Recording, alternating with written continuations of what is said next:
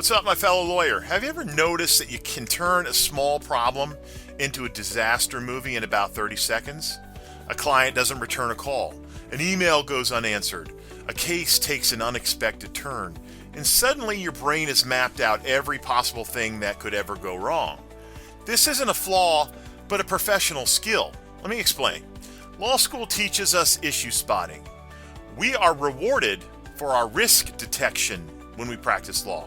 We're literally trained to identify what could go wrong before anyone else sees it. I know this because I've spent more than 20 years doing exactly that.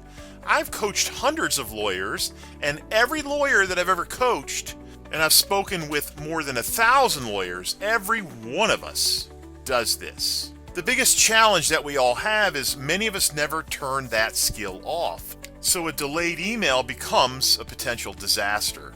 A difficult client becomes a potential grievance.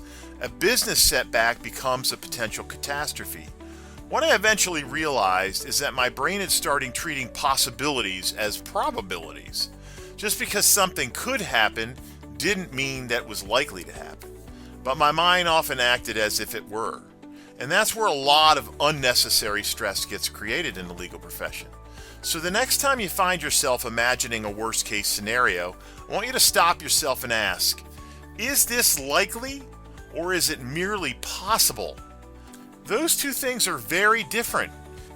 If this sounds like you, take the stress pattern assessment at stresslessplus.com.